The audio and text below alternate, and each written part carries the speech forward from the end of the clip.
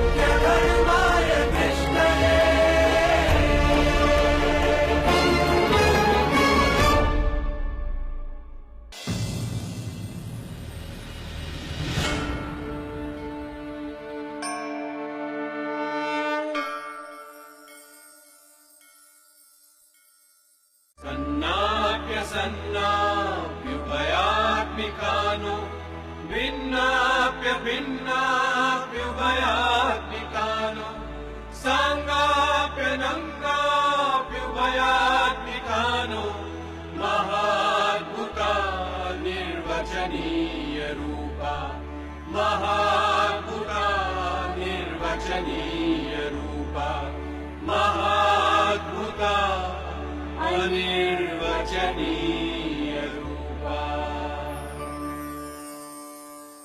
न तो माया का अस्तित्व है, न माया का अस्तित्व नहीं है, न ही वह, ये दोनों ही है। न वह ब्रह्म से भिन्न है, न वह ब्रह्म से अभिन्न है, न ही वह, ये दोनों ही है। न वह अंश से निर्मित है, न निरंश से। माया महाअद्भुत है, शब्दों से परे है। माया शब्दों से परे है, जिसका वर्णन इतनी शक्तिशाली है माया। अविद्या, ज्ञान, शक्ति, प्रकृति प्रधान है, जिसके कई नाम। आवरण और विक्षेप है, जिसके शस्त्र। सूत्रधार, पर यह माया है क्या? माया मनुष्य के बंधन का कारण है। सत्य की आंखों से देखें तो माया का अस्तित्व नहीं है, फिर भी वह संसार के अस्तित्व या भान का कारण है। वह अनिर्वचनीय, शब्दों से परे है। पर वह है क्या? उसे समझना हर किसी के बस की बात नहीं। यहां तक कि विद्वान भी उसे समझने में असमर्थ होते हैं। एक बात देवर्षि नारद भी उसे समझ नहीं पाए। सत्य वह है जिसका तीनों ही काल में अस्तित्व होता है। असत्य वह है जिसका अस्तित्व किसी भी काल में नहीं होता। पर संसार तो है और वह हमेशा बदलता भी रहता है। और संसार माया है, मिथ्या है, पर इसका अस्तित्व तो है। इसका अर्थ यह हुआ कि संसार सत्य भी है, असत्य भी। लेकिन यह संसार सत्य नहीं हो सकता, क्योंकि जो परिवर्तनशील है वह सत्य नहीं हो सकता। पर वह असत्य भी नहीं है, क्योंकि वह दिखाई देता है। तो फिर यह माया है क्या? देखा नटी, देवर्षि नारद भी माया में उलझ गए। कुछ समझ में नहीं आ रहा। द्वारका चलकर कृष्ण से पूछता हूं, योगेश्वर, यह माया क्या है? देवर्षि, माया इस ब्रह्म की रचना शक्ति है। यह तो मैं भी जानता हूं प्रभु, पर वह है क्या? चलो थोड़ी देर बाहर घूम कर आते हैं। ऋषिकेश, समुद्र से आप मुझे मरुस्थल में ले आए। आप कितनी दूर ले जाएंगे? देवर्षि, तुमने कितनी बार पृथ्वी की परिक्रमा की है, बस कुछ और देर।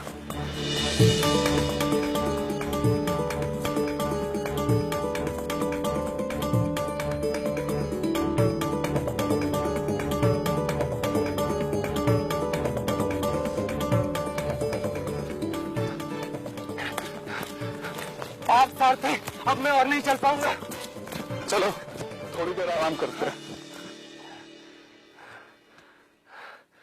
प्रभु, कुरुक्षेत्र में अर्जुन ने हथियार रख दिया तो आपने उसे जीवन का रहस्य बता दिया, और मैं आपके साथ यहाँ तक चला आया और आपने मुझे अभी तक माया का रहस्य न बताया। देवर्षि, इस मरुभूमि में मुझे पानी पिला दो, मैं तुम्हें माया का रहस्य बता देता हूँ। हाँ, न चाहो प्रभु, अब इस मरुस्थल में मुझे पानी ढूंढना होगा, पर मैं आपसे हार मानने वाला नहीं प्रभु। आप यहीं रहिएगा, मैं पानी ढूंढ कर लाता हूँ। मैं तो यहीं रहूंगा, तुम भटक न जाना।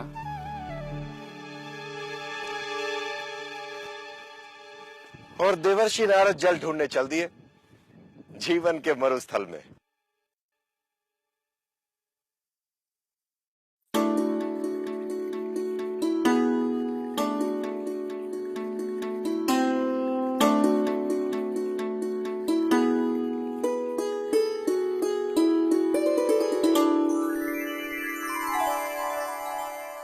प्रणाम देवर्षि। मुझे थोड़ा पानी मिलेगा देवियों? क्यों नहीं देवर्षि।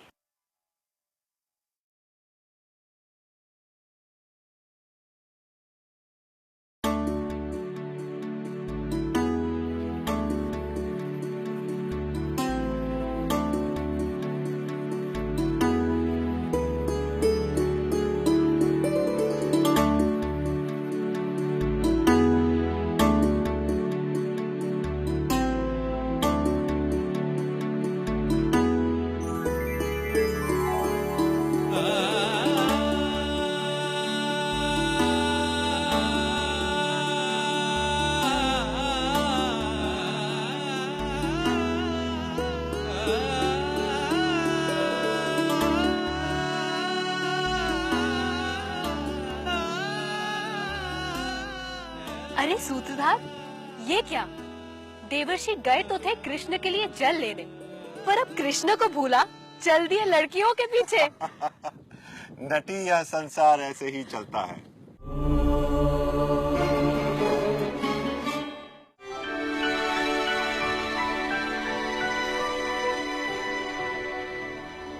Aditya Birla Group, taking India to the world. पापा, आप? राजेश ने दूसरी फैक्ट्री शुरू की है ना, रोज लेट आता है। फिर भी क्यों? वो हमारे लिए भी तो कितना करता है।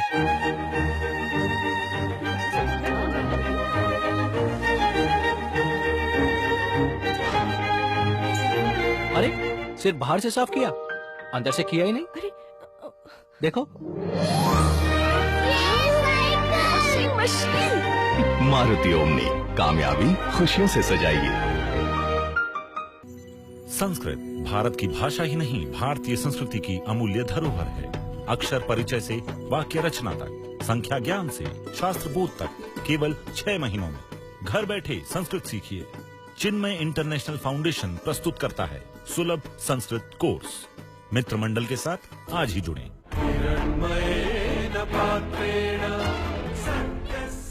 विचार प्राचीन फिर भी नवीन, हजारों सालों से चली आ रही आपकी और मेरी कहानी उपनिषद गंगा, हर रविवार सुबह 10 बजे डीडी नेशनल पर।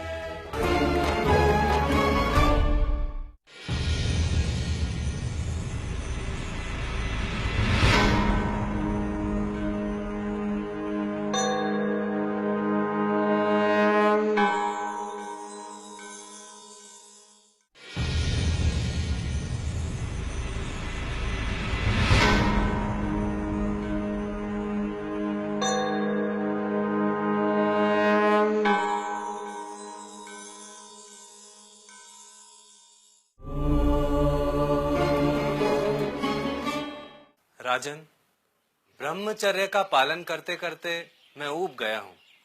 सोच रहा हूँ अब मैं गृहस्थी बसा ही लूं। कौन है वह सौभाग्यशाली कन्या? आपकी बेटी। आपको कोई संकोच हो रहा है? नहीं नहीं देवर्षि, इसमें संकोच कैसा? ये तो मेरे लिए बड़े सौभाग्य की बात होगी कि आप जैसा दामाद मुझे मिलेगा। पर मेरी एक शर्त है। शर्त? आप तीनों लोकों में परिक्रमा करते रहते हैं, मेरी बेटी आपके साथ कहां कहां घूमती रहेगी, इसलिए विवाह के बाद आपको इसी महल में रहना होगा। हाँ, मैं तैयार हूँ।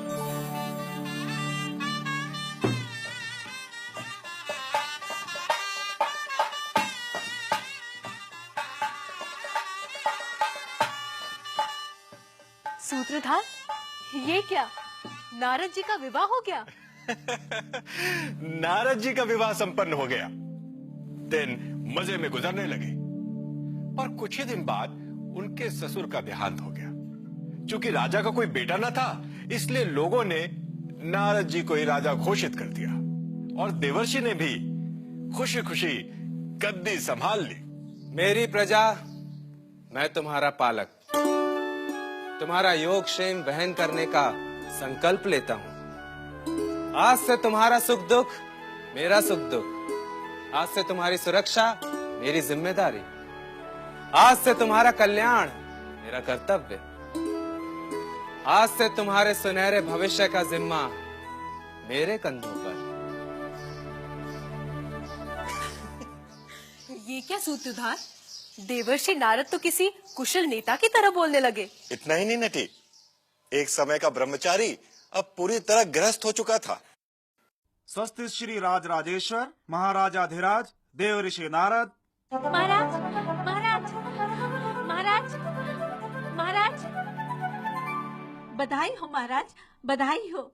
2 राजकुमारियों के बाद इस बार महारानी ने एक राजकुमार को जन्म दिया है।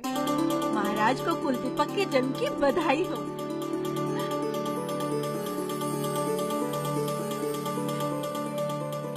बधाई हो महाराज। सूत्रधार, देवर्षि नारद तो अब 3 बच्चों के बाप भी बन गए। इतना ही नहीं, अब तो वे अपने पुत्रों को राजपुत्रों के आचरण की शिक्षा भी देने लगे। राजपुत्रों में अहंकार होना चाहिए, प्रजा के बीच गर्दन थोड़ी ऊंची रखनी चाहिए, और यदि कोई अभिवादन करे तो कम से कम मुस्कुराना चाहिए, ताकि आम लोग तुमसे दूरी बनाए रखें। छूने से और छूने देने से लोगों में भय कम हो जाता है। देख रहे हो सूत्रधार, देवर्षि तो बिल्कुल बदल गए। कहाँ उनका वो सत्व गुण और कहाँ ये रजस। नटी, अब तो वे साम्राज्य विस्तार की भी चिंता करने लगे। सेनापति, हमारे कई सौदागरों ने, सातवाहों ने दूसरे राज्यों में उनके साथ होने वाले दुर्व्यवहार के बारे में बताया। उनसे ज्यादा चुंगी ली जाती है, उनसे रिश्वत मांगी जाती है, उन्हें परेशान किया जाता है। हमारे सौदागरों के साथ हो रहे अन्याय को रोकने के लिए एक ही रास्ता है कि हम अपने पड़ोसी राज्यों की प्रभुता को नष्ट कर दें। क्यों न हम अश्वमेध यज्ञ करें? अश्वमेध यज्ञ? तो क्या देवर्षि का अश्वमेध यज्ञ सफल हुआ? नटी, यह संसार हमेशा परिवर्तनशील है। इसमें सुख और दुख एक दूसरे के पीछे लगे रहते हैं। सुख है तो दुख भी है।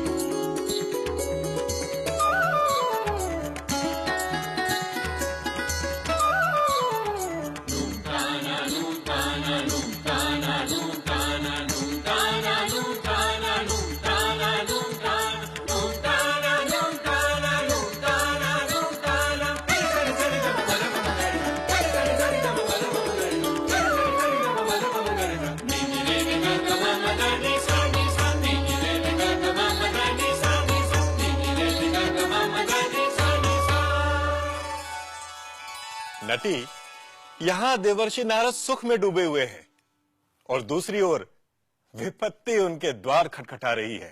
सावधान! पड़ोसी देश के राजा ने हमारे राज्य पर आक्रमण कर दिया है। सावधान महाराज, पड़ोसी देश के राजा ने न सिर्फ हमारे अश्वमेध के घोड़े को पकड़ लिया है, बल्कि हमारे राज्य पर धावा भी बोल दिया है। उसकी सेनाएं कत्लेआम करते हुए राजधानी की ओर बढ़ रही हैं। यदि इसी समय कुछ नहीं किया गया तो पराजय निश्चित है। युद्ध। सेनापति, सभी को युद्ध के लिए तैयार करो।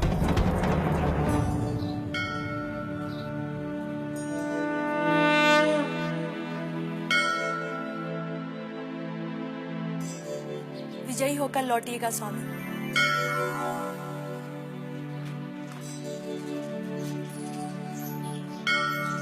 और देवर्षि नारद युद्ध हार गए। अश्वमेध असफल हुआ। जीतते भी कैसे? युद्ध का उन्हें अनुभव क्यों न था? और देवर्षि नारद अपने पत्नी और बच्चों सहित प्राण बचाकर भागे। कल तक जो राजा था, आज वह रंक है। और नारद अपने परिवार सहित दर दर की ठोकरें खा रहे थे।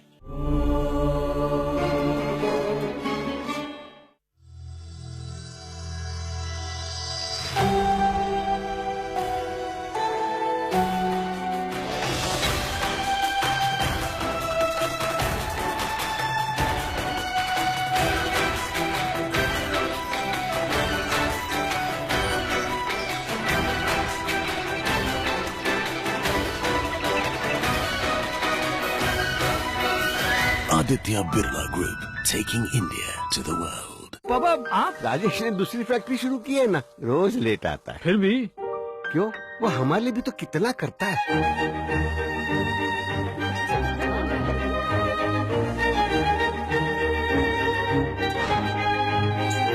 अरे सिर्फ बाहर से साफ किया, अंदर से किया ही नहीं। अरे देखो,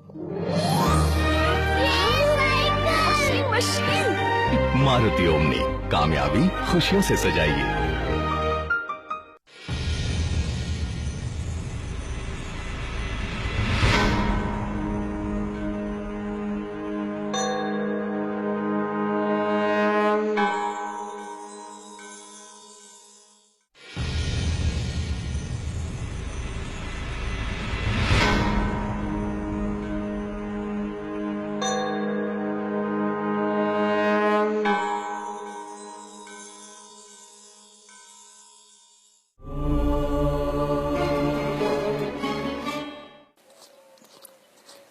अब हमारा क्या होगा स्वामी? पता नहीं।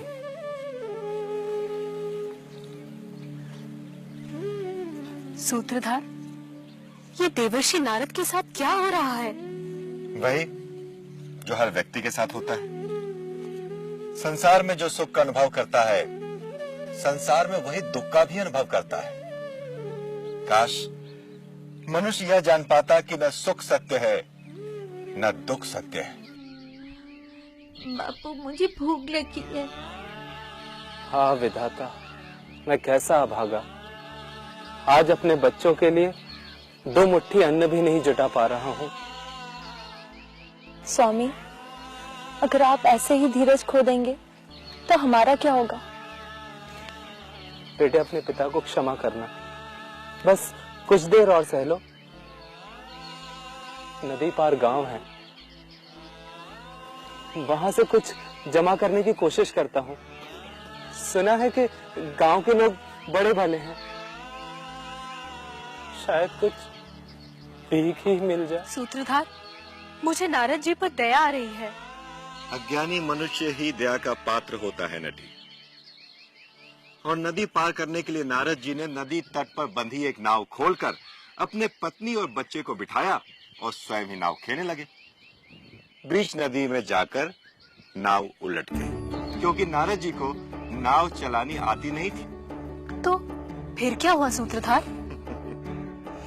डूब रहे नारद जी को एक ओर से उनकी पत्नी पकड़ती तो दूसरी ओर से बच्चे।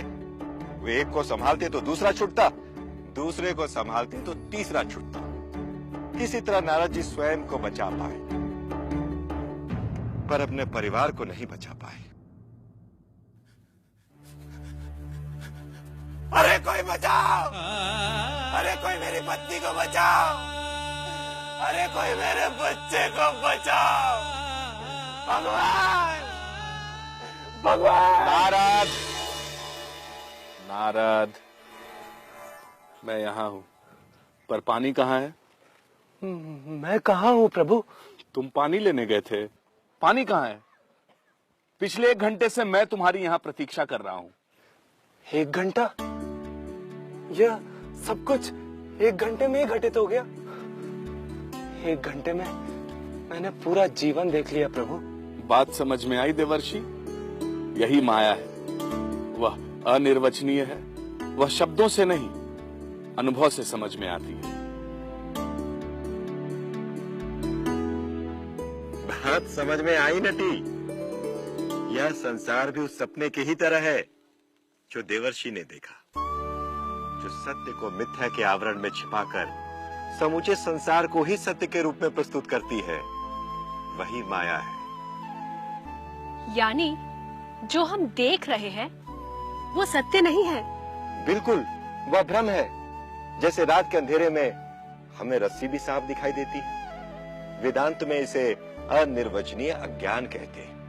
पर जैसे ही सूरज निकलता है हमें रस्सी की सच्चाई दिख जाती है और कल्पनाओं में दिख रहा सांप गायब हो जाता है। वैसे ही आत्मा का ज्ञान होते ही माया का अस्तित्व समाप्त हो जाता है। सूत्रधार, तुमने बार बार माया को अनिर्वचनीय कहा है।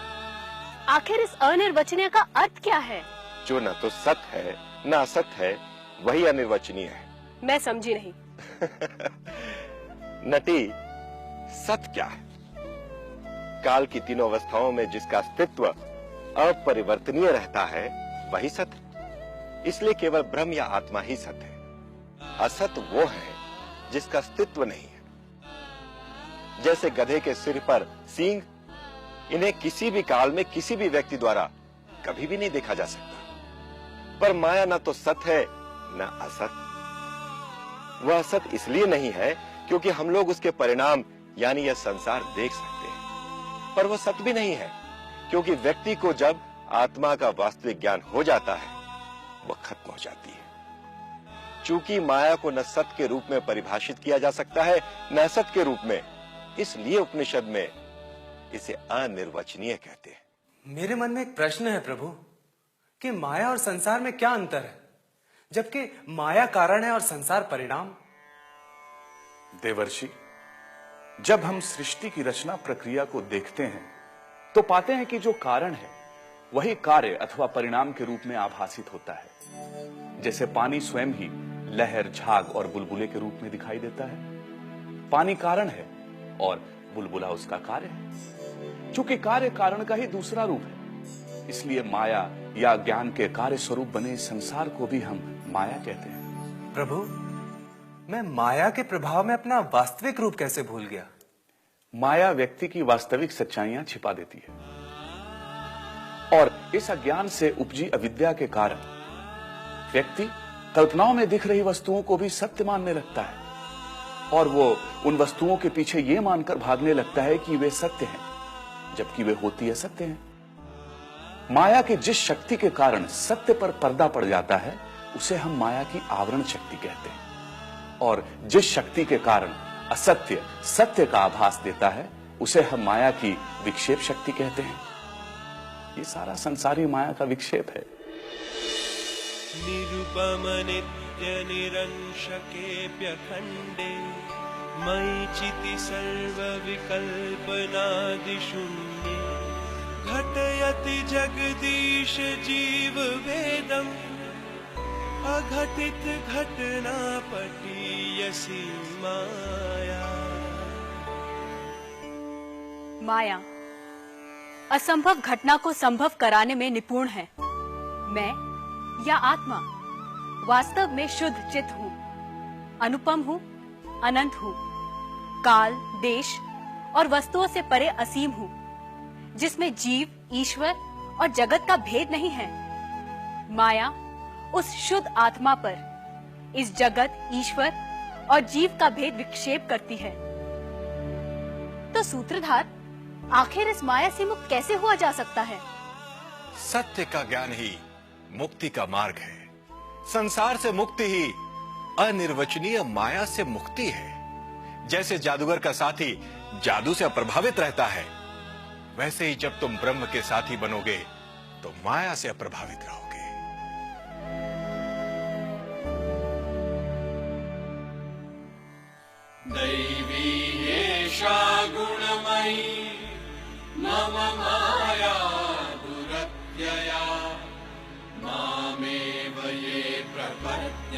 ते माया में तां करन्ति ते। यह ईश्वर की माया जो गुणमयी है, इसको पार करना बहुत कठिन है। जो ईश्वर की शरण लेते हैं वही माया को पार कर सकते हैं। क्या है वैदिक दर्शन में अवतार, ऋषियों की कल्पना या यथार्थ? देखिए अगले प्रकरण में ज्ञानावतार वेद व्यास।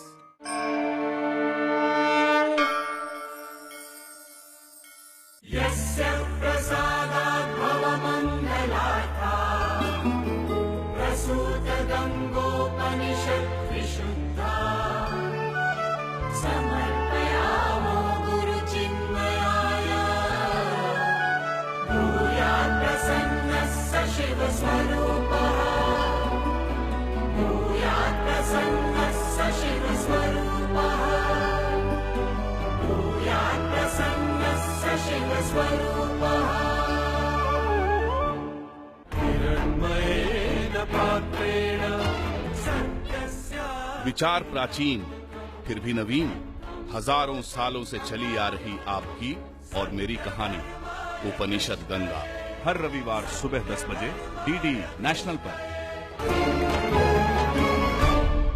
उपनिषद गंगा के प्रायोजक हैं Maruti Suzuki, way of life और आदित्य बिरला ग्रुप।